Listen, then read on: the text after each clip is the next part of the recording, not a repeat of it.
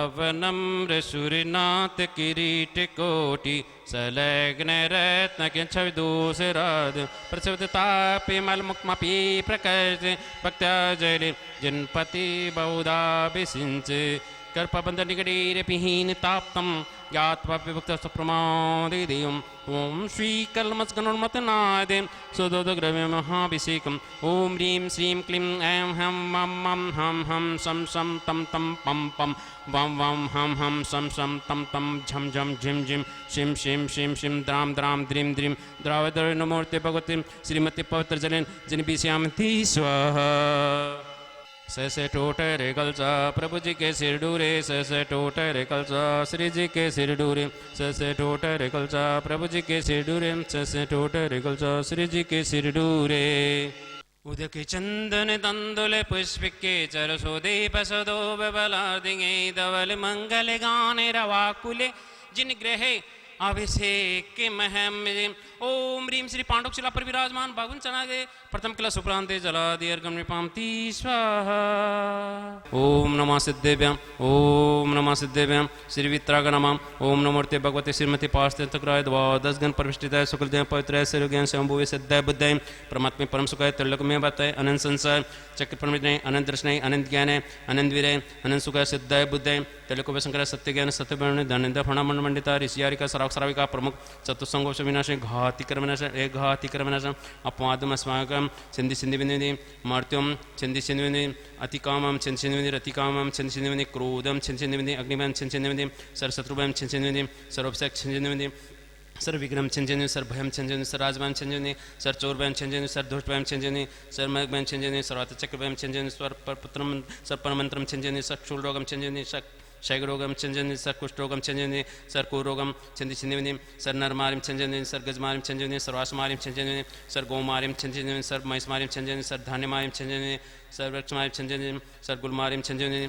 Sir पत्रमारिम छंजनी सर पुष्पमारिम छंजनी सर फलमारिम छंजनी सर राष्ट्रमारिम छंजनी सर देशमारिम छंजनी सर विषमारिम छंजनी सर बेताल साकनी डाकनी बयान छंजनी सर वेदनिम छंजनी सर मोनियम छंजनी सर क्रमाष्टकम छंजनी आज की शांति धारा के पुण्यार्जक सतीश संजैन परवीन लता जैन दर्पण जैन मीनू जैन मीरा जैन अर्णव जैन समस्त परिवार दिल्ली इनको बहुत बहुत अनुमोदना।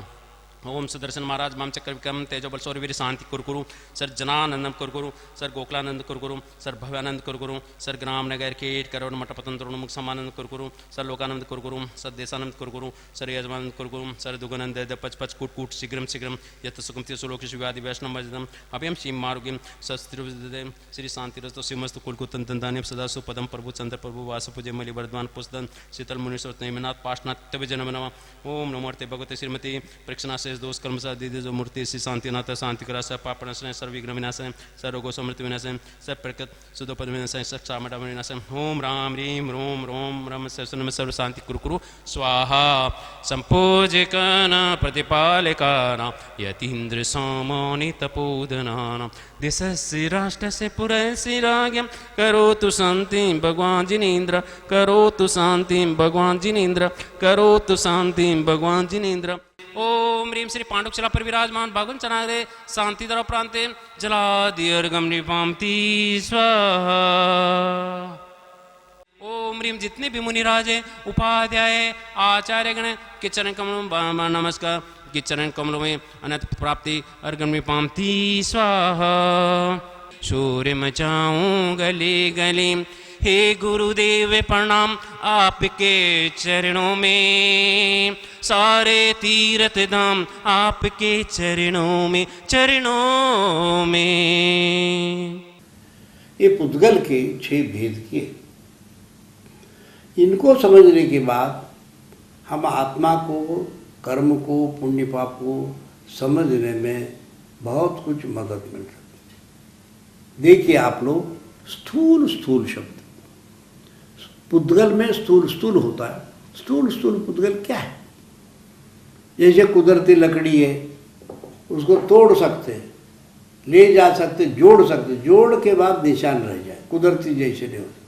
पत्थर है ले जा सकते तोड़ सकते जोड़ भी सकते पर जोड़ का निशान रहेगा। हड्डी टूट जाए हाथ पैर का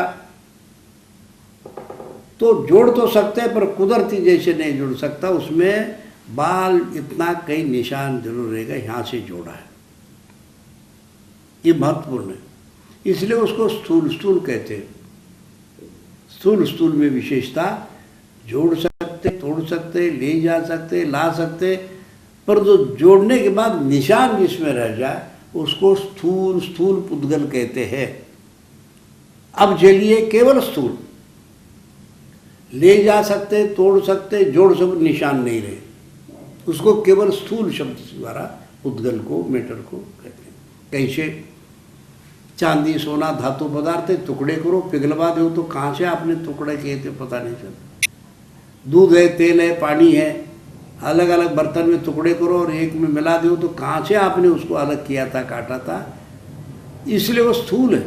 जिसके निशान नहीं रहे वो स्थूल है, जिसके निशान रहे वो स्थूल स्थूल है। ये पुद्गल के विषय में मैटर जानना बहुत आवश्यक है। अब चलिए आप स्थूल सूक्ष्म। स्थूल सूक्ष्म भी सद्दो बंदो सुनो थूलो संतान भेद तब छाया पग्गल गवस्सा पर जाए। जैसे छाया है, हम चलते धूप में खड़े होते हमारे छाँव पड़ती, माया छाया ये कई घटे बड़े सिनेमाए, तो हम चलते तो छाया भी चलती, रुकते तो रुक भी जाती। वो स्थूल पदार्थ है, क्योंकि पेड़ की छाया में रखते हमें ठंडक मिल जाती, तो वो भी एक पदार्थ है, परंतु वो सूक्ष्म है, स्थूल भी है। स्थूल कैसे? आंखों से दिखाई दे रहे। सूक्ष्म कैसे? कैंची से उसके टुकड़े नहीं कर सकते, चाकू से काट नहीं सकते। ऐसे होता तो छाया के टुकड़े करके व्यापारी लोग छाता भरा के बाजार में बेचते, परंतु वो उसके टुकड़े नहीं होते, इसलिए सूक्ष्म है।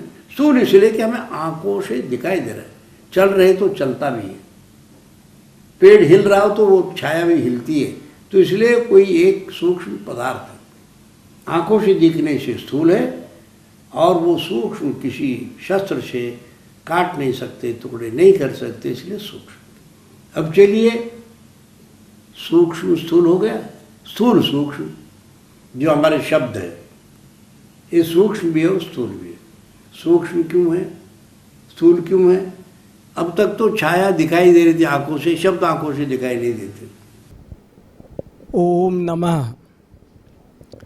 बंधुओं, आचार्य विद्यानंद जी मुनिराज के साथ मुझे 24 वर्ष रहने का सौभाग्य प्राप्त हुआ है, और मैं बहुत ही गहराई से ये महसूस करता हूँ कि वे इस युग के बहुत बड़े अद्भुत व्यक्तित्व थे।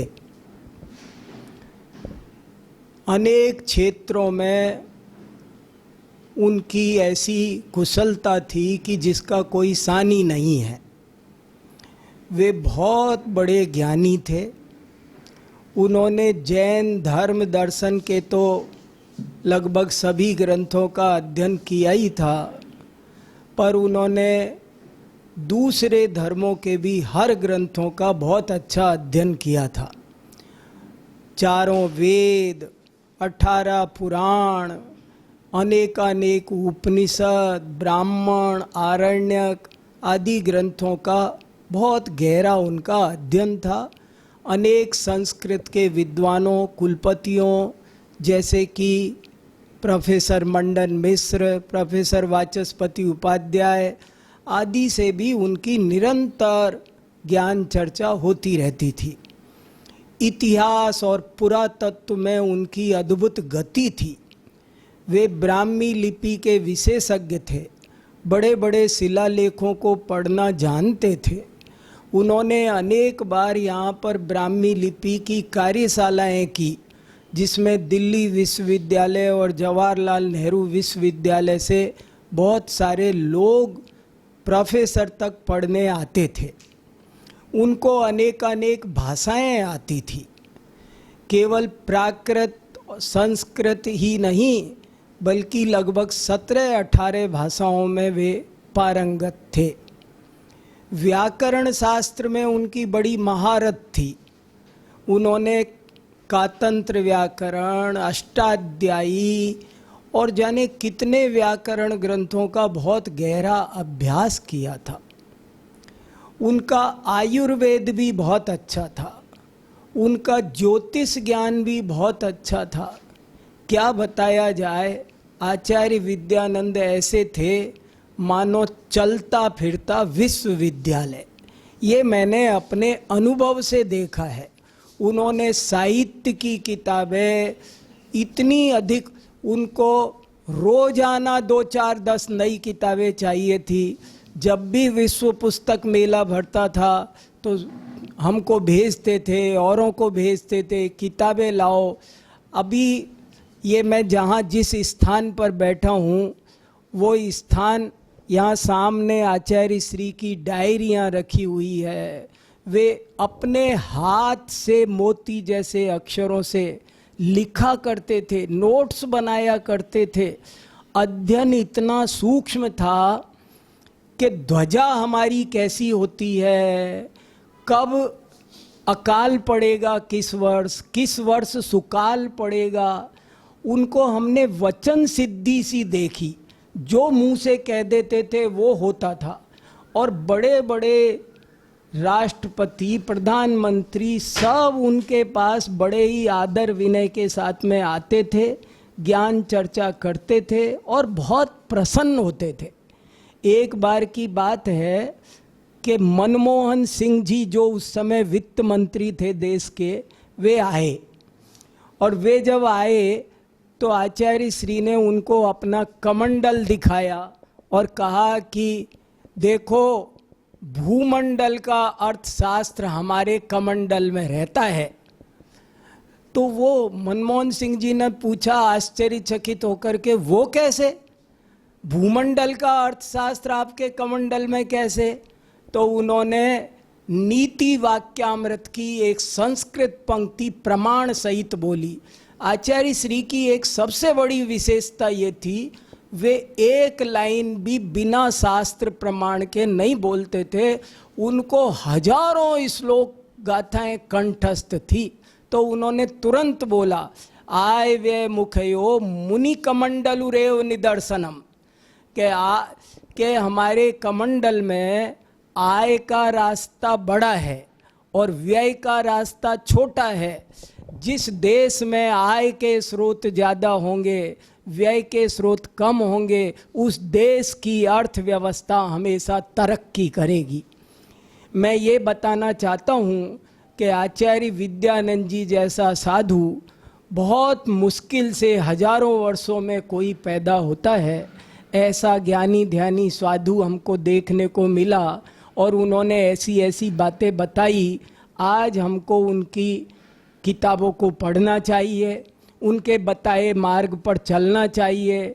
पूरी समाज में एकता बनाने में जो आचार्य श्री का योगदान है वो भी किसी से छुपा हुआ नहीं है। ऐसे आकाश जैसे उदार व्यक्तित्व का धनी मैंने आज तक नहीं देखा। वे हमेशा कहते थे कि सब लोग मिलकर सुई धागे का काम करो, कोई भी कैंची का काम मत करो, कोई कैसा भी आदमी है मत ठुकराओ, गले लगाओ, धर्म सिखाओ। ये उनका असली नारा था। और अपने को कोई मेरी जय बोले ये नहीं पसंद था, लोग ज्ञान के मार्ग में लगे ये उनको पसंद था। वो बार बार कहते थे, अरे मेरी जय मत बोला करो, ऋषभ देव की जय बोलो, उनका योगदान है। और सब ज्ञान, थोड़ी देर स्वाध्याय करो। कोई उनका चित्र खींचे लगाए तो कहते थे ये हड्डी चमड़ी के चित्र में क्या रखा है, हमारा चरित्र अनुकरण करो। तो ऐसे बहुत सुंदर विचारों के धनी आचार्य श्री थे और उनका बहुत क्षेत्रों में योगदान है। मैंने अभी आपको 2-4 क्षेत्र में ही बताया है। हम सबको उनकी भावना के अनुरूप मिलजुल कर रहना चाहिए। अपनी समाज में कभी भी किसी साधर्मी से किंचित भी द्वेष भाव, भेदभाव नहीं करना चाहिए। उन्होंने सबको, विद्वानों को आगे करने में आचार्य श्री का बहुत बड़ा योगदान था। उन्होंने अपने जीवन में 120 से ज़्यादा विद्वानों को 1-1 लाख रुपए के पुरस्कार दिए। और वो सारे विद्वान किसी एक पंथ और परंपरा के नहीं थे। उन्होंने कोई मुनिपंथी है, कोई तेरापंथी है, कोई 20पंथी है, कोई सोनगढ़ पंथी है, सबको अपनाया, सबके साथ बैठते थे, पढ़ते थे, लिखते थे, सुनते थे, सुनाते थे। अरे अजैन विद्वानों को भी उन्होंने पुरस्कार दिए। एक तो मुसलमान थे, उनको भी उन्होंने बुलाया। तो बहुत ज्ञान के, वे ज्ञान के प्रेमी थे। कहते थे नहीं ज्ञानेन सदृशम पवित्रम ये विद्यते, ज्ञान से पवित्र इस दुनिया में कुछ भी नहीं है। ज्ञानामृतम भोजनम, हम जो जी रहे हैं सो ज्ञान से जी रहे हैं, दाल रोटी से नहीं जी रहे। अज्ञानी दाल रोटी से जीते हैं, ज्ञानी तो ज्ञानामृत का भोजन करता है। तो मैं अधिक क्या कहूँ, ऐसे आचार्य विद्यानंद जी का हम सब साहित्य पढ़ें, उनके उपदेशों को सुने, समझें। और आचार्य विद्यानंद जी की जैसी भावना थी उसके अनुसार वे बार बार कहते थे 24 घंटे में कम से कम 24 मिनट तो हर आदमी को धर्म ध्यान करना ही चाहिए, जरूर से जरूर करना चाहिए। तो यदि हम ये सब करेंगे तो ये आचार्य श्री को हमारी सच्ची श्रद्धांजलि होगी, सच्ची विनयांजलि होगी। हम सब ये काम करें, यही मेरी मंगल भावना है। भगवान महावीर जन्मभूमि तीर्थ क्षेत्र विदेह कुंदपुर वैशाली में सहस्त्रकूट जिनालय का भव्य निर्माण परम पूज्य सिद्धांत चक्रवर्ती श्वेत पिच्छाचार्य 108 श्री विद्यानंद जी महामुनिराज के मंगल आशीर्वाद से एवं परम पूज्य निर्यापक पट्टाचार्य 108 श्री श्रुत सागर जी महाराज के पावन सानिध्य व निर्देशन में सहस्त्रकूट जिनालय में 1008 सिद्ध परमेष्ठी भगवान की प्रतिमा विराजमान करने का भव्य सुमंगल अवसर। न्योछावर राशि मात्र 25,000 रुपए, 75,000 रुपए एवं 1,11,000 रुपए। अपने परिवार के नाम से एक प्रतिमा अवश्य आरक्षित कराकर पुण्य संचित करें। राशि भेजने हेतु बैंक खाता विवरण स्टेट बैंक ऑफ इंडिया,